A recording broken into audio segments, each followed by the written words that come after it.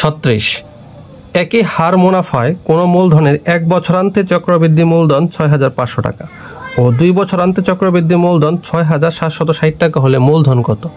বলছে একই হার মুনাফায়, মানে মুনাফার হারটা সেম, এবং বলছে কি যেই টাকা 1 বছরে 6500 টাকা হয় ওই টাকায় 2 বছরে চক্রবৃদ্ধি মূলধন 6700 টাকা, মানে 760 টাকা হয়, তাহলে মূলধন কত? আচ্ছা, তাহলে যদি মূলধন পি হয় তাহলে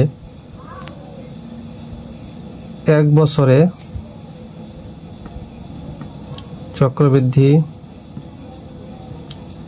চক্রবৃদ্ধি মূলধন C equal to P 1 plus R to the power n, n এর মান কত? 1।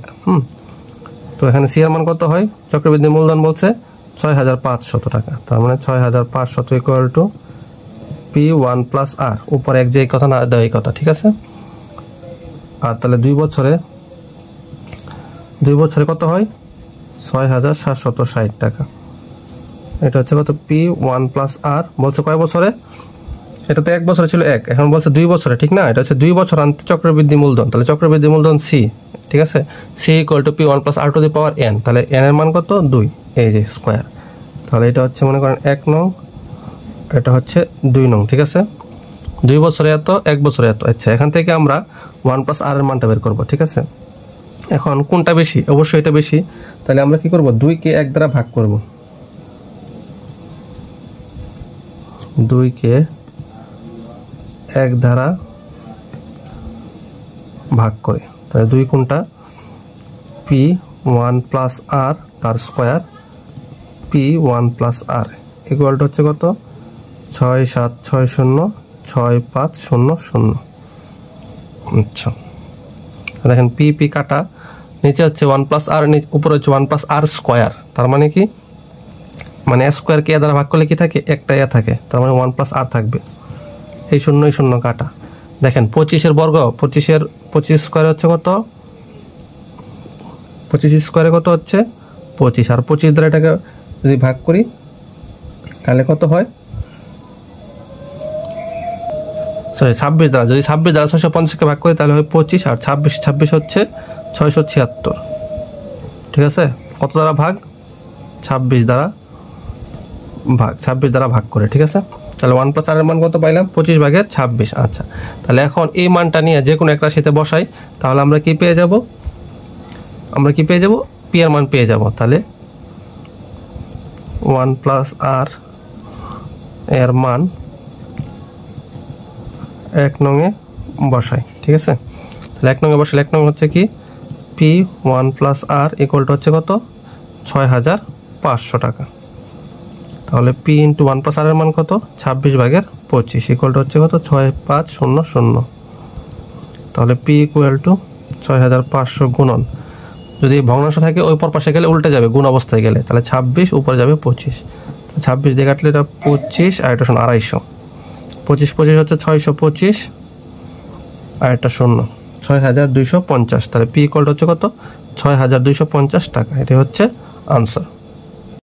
37 বার্ষিক শতকরা 8.50 টাকা চক্রবৃদ্ধি মুনাফায় 10,000 টাকার 2 বছরের সবৃদ্ধি মূল ও চক্রবৃদ্ধি মুনাফা কত? আচ্ছা, তাহলে সবৃদ্ধি মূল আগে নির্ণয় করতে হবে, তারপর হচ্ছে চক্রবৃদ্ধি মুনাফা নির্ণয় করতে হবে। হচ্ছে চক্রবৃদ্ধি মুনাফায় সবৃদ্ধি মূল মানে হচ্ছে কি? সবৃদ্ধি মূল মানে হচ্ছে চক্রবৃদ্ধি মূলধন মানে হচ্ছে সি, ঠিক আছে। চক্রবৃদ্ধি মুনাফায় সবৃদ্ধি মূল মানে হচ্ছে সি এর মানটা, যেটা চক্রবৃদ্ধি মূলধন। আচ্ছা, তাহলে আমরা এটাকে বের করি। আমরা জানি C equal to P 1 plus R to the power N. তাহলে পি এর মান কত? 10,000, 1 যোগ আর এর মান হচ্ছে কত? 8.50 ভাগের হচ্ছে 100, ভাগের হচ্ছে কত বছর? 2 বছর, তাহলে হচ্ছে স্কোয়ার, ঠিক আছে। 10,000 1 যোগ 100 দ্বারা যদি 8.50কে ভাগ করি তাহলে কি হবে? 0.085, কারণ কি 100 লিখতে কটা শূন্য আছে? 2টা, তাহলে দশমিকটা কি হবে? 2 ঘর আগে চলে আসবে। তাহলে 2 ঘর আগে যদি আসে তাহলে 8 আছে এখানে, কিন্তু 1 ঘর আগে আসে, তাহলে আরটা কি করতে হবে? 0 দিতে হবে। তাহলে কি হবে? এই যে 2 ঘর হয়েছে, ঠিক আছে। দশমিকটা ছিল এখানে 1 2 ঘর আগে আসছে, তার হচ্ছে স্কোয়ার। তাহলে 10,000 1.085 তার হচ্ছে স্কোয়ার। তাহলে 10,000 গুণন 1.085 মানে 1085, যদি আপনার স্কোয়ার করে আনেন তাহলে দশমিক সহ আসবে 1.1772225। ঠিক আছে, তাহলে এখন দেখেন 1 2 3 4, তার মানে 1000-এর সাথে কটা শূন্য হচ্ছে 4, তার মানে কি গুণ যদি হয় তাহলে 4 ঘর পরে যাবে 1 2 3 4 এখানে, তার মানে কত আসবে 1 1 7 7 2 2 5। তাহলে এখানে ছিল দশমিকটা ছিল এখানে, তার মানে 4 ঘর পরে যাবে 1 2 3 4, তার মানে কত হয় 11,772.25 টাকা।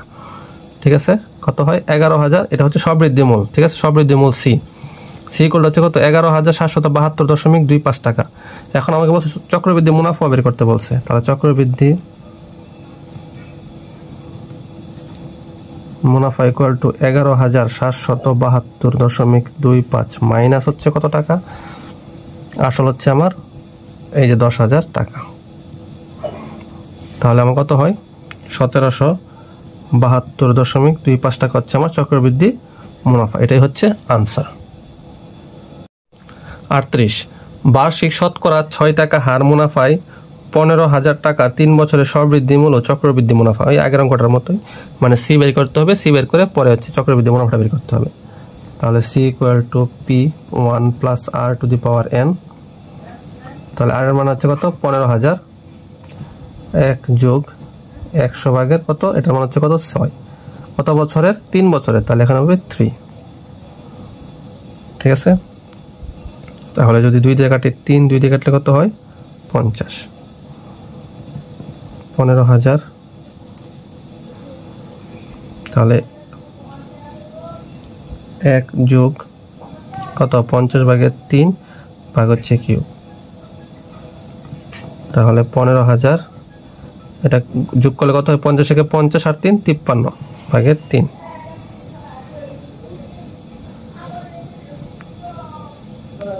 তাহলে 15,000, তাহলে 50 থেকে 53কে ভাগ করলে কত আসবে 1.06, তার হচ্ছে কিউব। ঠিক আছে, তো এটাকে আমরা যদি গুণ করি তাহলে আসবে তো 1.106, 1.06 এর কিউব হচ্ছে 15,000 গুণন এটা কিউব করলে আসবে 1.191016 এত। তাহলে এটাকে দ্বারা এটা গুণ করলে আসবে 17,865.24 এত টাকা। তাহলে সি এর মান হচ্ছে কি সবৃদ্ধিমূল, সবৃদ্ধিমূল হচ্ছে আমার এত টাকা। তাহলে সবৃদ্ধিমূল এত টাকা হলে আমার চক্রবৃদ্ধি মূলধন কত, বা সরি চক্রবৃদ্ধি মুনাফা কত, তাহলে চক্রবৃদ্ধি মুনাফা হবে 17,865.24 বিয়োগ হচ্ছে কত এই যে আসল 15,000 টাকা। তাহলে কত হয় 2,865.24 টাকা। এটাই হচ্ছে চক্রবৃদ্ধি মুনাফা। 39 এক ব্যক্তি একটি ঋণদান সংস্থা থেকে বার্ষিক 8% চক্রবৃদ্ধি মুনাফায় 5,000 টাকা ঋণ নিলেন। প্রতি বছর শেষে তিনি 2,000 টাকা করে পরিশোধ করেন। দ্বিতীয় কিস্তি পরিশোধের পর তার আর কত টাকা ঋণ থাকবে?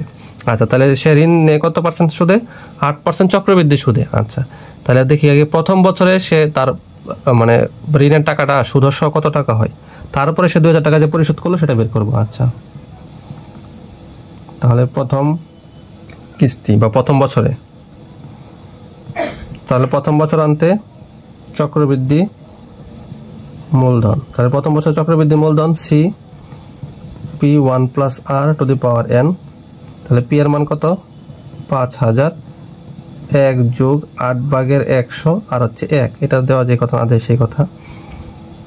আচ্ছা, তাহলে 5,000 গুণন এটা করলে কত হয় 100 ভাগের 108।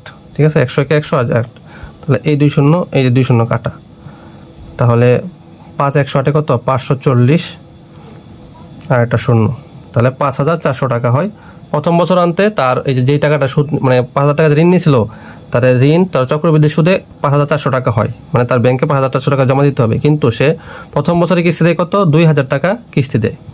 আচ্ছা, তাহলে প্রথম কিস্তির পর বাকি টাকা, তাহলে প্রথম কিস্তির পর প্রথম কিস্তির পর বাকি থাকে কত 5400 টাকা তার কি মানে টোটাল, সে 2000 টাকা কিস্তি দেয়, তাহলে তার বাকি থাকে কত 3400 টাকা। এখন এই কিস্তি দেওয়ার পরে তো তার 3400 টাকা রইল, এখনো ঋণ আছে, এই ঋণের উপর আবার 8% হারে সুদ হবে, ঠিক আছে। তাহলে সুতরাং দ্বিতীয় বছরে চক্রবৃদ্ধি মূলধন কত 1 প্লাস আর পাওয়ার n।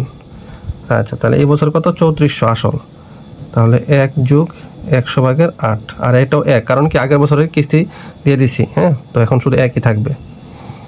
তাহলে 3400 ইন্টু 108, এই 2 শূন্য কাটা, তাহলে 34কে 8 দ্বারা গুণ করলে 108 দ্বারা গুণ করলে আসবে 3672 টাকা।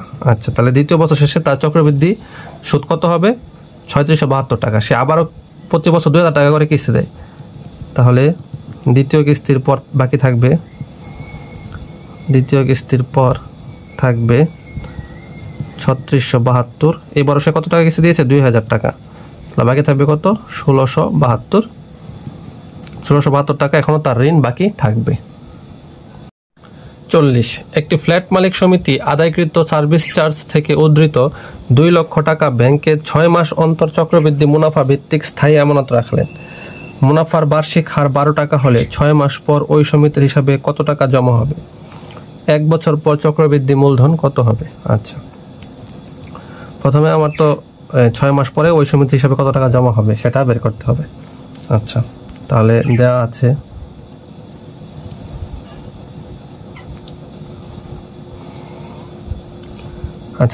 আসল তো এত, আচ্ছা দশক শতক হাজার অযুত লক্ষ, 2 লক্ষ টাকা। আচ্ছা, এখন আমার বলছে কি দেখেন বইয়ের মধ্যে তো একভাবে করা আছে, আমি অন্যভাবে একটু করাই। আমি দেখেন বলছে কি 6 মাস পর ওই সমিতির হিসাবে কত টাকা হবে, আর বলছে কি 6 মাস অন্তর চক্রবৃদ্ধি। 6 মাস অন্তর চক্রবৃদ্ধি মুনাফা মানে হচ্ছে কি 1 বছরে সে কয়বার মুনাফা পাবে? 2 বার মুনাফা পাবে, ঠিক আছে। তাহলে 6 মাস পরে কি 6 মাস পরে একবার, মানে n এর মান 1, ঠিক আছে। এখানে n = 1, কারণ কি, কারণ হচ্ছে 6 মাস অন্তর মুনাফা, তার মানে কি 6 মাসে একবার পেয়ে যাবে। আচ্ছা, কিন্তু হারটা মুনাফার হার দেখেন, বলছে কি মুনাফার হার হচ্ছে বার্ষিক হার 12, তাহলে মুনাফার হার বার্ষিক, কিন্তু আমার মুনাফার সিস্টেম হচ্ছে 6 মাস অন্তর, তাহলে r = অর্ধেক। 6 মাসে মানে কতবার অর্ধেক পাবে, তাহলে 6% মুনাফার হার। বুঝতে পারছি? দেখেন মুনাফার হার হচ্ছে বার্ষিক, মানে 1 বছরে পাবে 12% হারে, কিন্তু তার সে রাখছে 6 মাস অন্তর মুনাফা সিস্টেম, তার মানে কি 1 বছরে অর্ধেক পাবে, 6 মাস মানে অর্ধেক পাবে কত 6%, ঠিক আছে। তাহলে এখন I = PNR, তাহলে P এর মান কত দশক শতক হাজার অযুত লক্ষ গুণন n এর মান 1 গুণন r এর মান হচ্ছে 6 ভাগ হচ্ছে 100, এই 0 কাটা, এই 0 কাটা, তাহলে 6 দুগুণে কত 12, 1 2 3, 3টা 0, 12,000 টাকা, ঠিক আছে। মুনাফার হারটা কেন অর্ধেক হইলো, কারণ কি মুনাফার হারটা আছে বার্ষিক হারে, ঠিক আছে। মুনাফার হার আছে বার্ষিক হারে, কিন্তু তার সিস্টেম হচ্ছে 6 মাস পরে, তার মানে 1 বছরে 2 বার, তাহলে 6% করে পাবে, ঠিক আছে। প্রতি 6 মাসে 6% করে পাবে। আচ্ছা, তাহলে 1 বছর পর চক্রবৃদ্ধি মূলধন C = P 1 + r⁴n, তাহলে r = কত, এই যে 6% হবে, কারণ কি সে 6% করে পায়, ঠিক আছে, এই জন্য 6% হবে। আর n হবে কত, n হবে 2, কারণ 6 মাস অন্তর মুনাফা, 6 মাস অন্তর মুনাফা, তার মানে কি 1 বছরে সে কয়বার মুনাফা পাবে 2 বার, 1 বছর পরে 1 বছরে সে কয়বার মুনাফা পাবে 2 বার, ঠিক আছে, এই জন্য 2, আর r এর মান 6 থাকবে। তাহলে P একক দশক শতক হাজার অযুত লক্ষ 1 যোগ r এর মান হচ্ছে 6, নিচে হচ্ছে 100, n এর 2, ঠিক আছে। 100 ভাগের কত হয় 106, কারণ কি 100 কে 100 আর 6 106,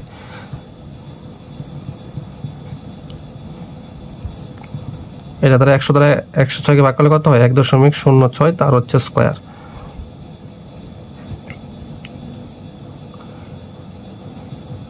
শতক হাজার অযুত লক্ষ গুণন, তাহলে 106কে 106 দ্বারা গুণ করলে আসবে কত 1.1236। ঠিক আছে, তাহলে 2 দ্বারা এটাকে সবটাকে গুণ করে দেন। 6 দুগুণে 12 2, হাতে আছে 1, 3 দুগুণে 6 আর 1 7, 2 দুগুণে 4, 2 একে 2, 2 একে 2, 1 2 3 4 5। ঠিক আছে, 1 2 3 4 5, তার মানে কি আরো আসবে কত, আরো আসবে 0। ঠিক আছে, এখন দেখেন দশমিকের পরে কয়টা ঘর, 1 2 3 4, 1 2 3 সরি মানে 4 ঘর পরে যাবে আর কি। হ্যাঁ, দশমিকটা 4 ঘর পরে যাবে, তাহলে আসবে কত একক দশক শতক হাজার অযুত লক্ষ। এই যে এখানে যাবে। ঠিক আছে, কত 2,24,720 টাকা হবে। ঠিক আছে, 1 বছর পর তার চক্রবৃদ্ধি মুনাফা হবে কত 2,24,720 টাকা। তাহলে দুইটা উত্তর, একটা হচ্ছে কত 12,000 টাকা আর আরেকটা হচ্ছে 2,24,720 টাকা 1 বছর পরে জমা হবে। এখানে n = 2 কেন, 6 মাস অন্তর মুনাফা তাই, আর যেহেতু বার্ষিক হার 12 তার মানে 6 মাস পরে পরে সে 6% করে পাবে। ঠিক আছে। 41, কোন শহরের বর্তমান জনসংখ্যা 80 লক্ষ, ওই শহরের জনসংখ্যা বৃদ্ধির হার প্রতি 1030 হলে 3 বছর পর ওই শহরের জনসংখ্যা কত হবে। ঠিক আছে, ওই শহরের জনসংখ্যা কত হবে। আচ্ছা, বলছে কি আমরা তো জানি জনসংখ্যার হার মানে হচ্ছে কি শতে কত, কিন্তু এখানে আছে কি প্রতি 1030 জন, তাহলে r = 30 × 100। ঠিক আছে, দেখেন শতকরা বের করতে, শতকরা বের করতে 1030 জন হলে একজনে কত 100 জনে কত, তাহলে 30 × 100 আর নিচে যাবে 1000, এই 0 0 কাটা, এই 0 0 এই 0 0 কাটা, তাহলে আর এর মান হচ্ছে কত 3%। ঠিক আছে, তার মানে হার বের করছি কি শতে বের করতে হবে, হাজারে যেহেতু আছে তাহলে শতে বের করতে হবে, তাহলে 3% হলো হার। আচ্ছা, জনসংখ্যার বৃদ্ধির হার সবসময় কি হয় চক্রবৃদ্ধি হয়, কারণ কি জনসংখ্যা তো আর 80 লক্ষ তো আর মানে যখন বাড়ছে তখন তো 80 লক্ষ আর চলে যায় নাই, 80 লক্ষ সহ হয়, এই জন্য সবসময় হয় c। তাহলে c = p1 + r⁴n।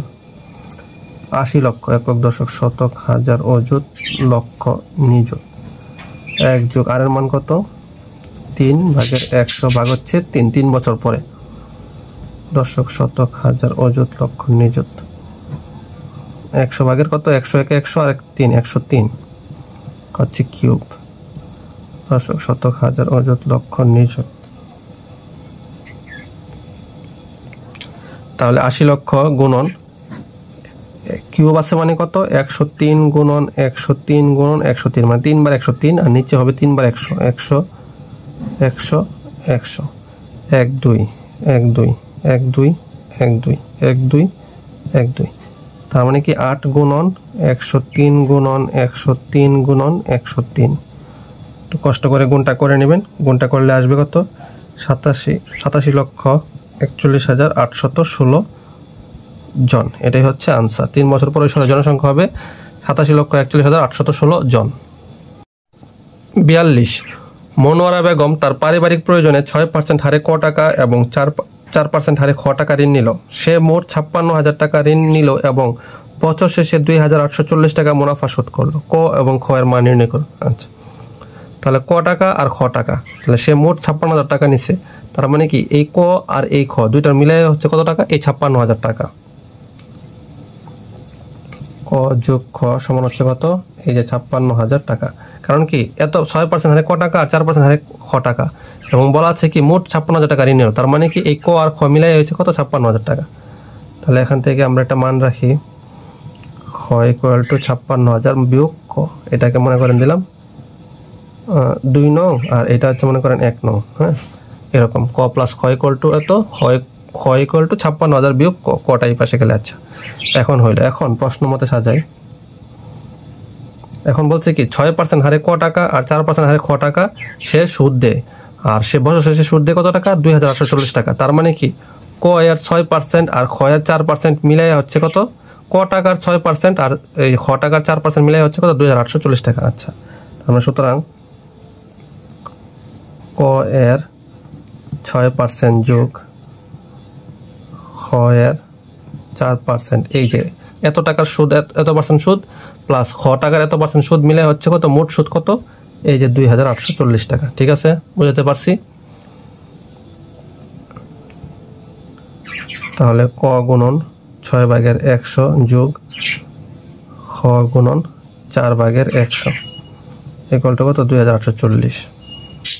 তাহলে 100/6 ক যোগ 100/4 খ সমান হচ্ছে কত 2840। তাহলে লসাগু করলে 106 ক যোগ 4 খ 840।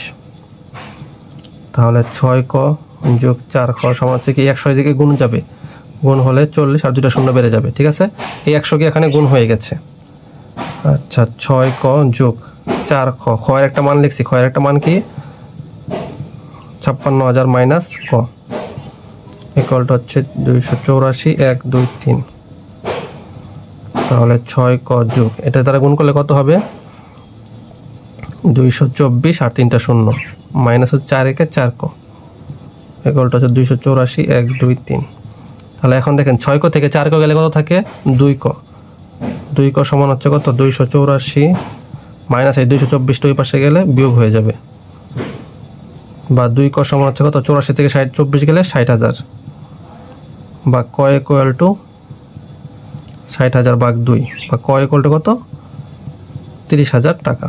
তাহলে ক ইকুয়াল টু 30,000 টাকা হলে এই যে 2 নং সমীকরণে খ ইকুয়াল টু কত ছিল 56,000 বিয়োগ ক।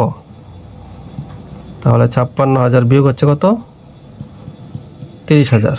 তাহলে খ ইকুয়াল টু কত থাকে 26,000 এত টাকা। তাহলে সুতরাং ক ইকুয়াল টু 30,000 টাকা, খ ইকুয়াল টু 26,000 টাকা। এটাই হচ্ছে আনসার।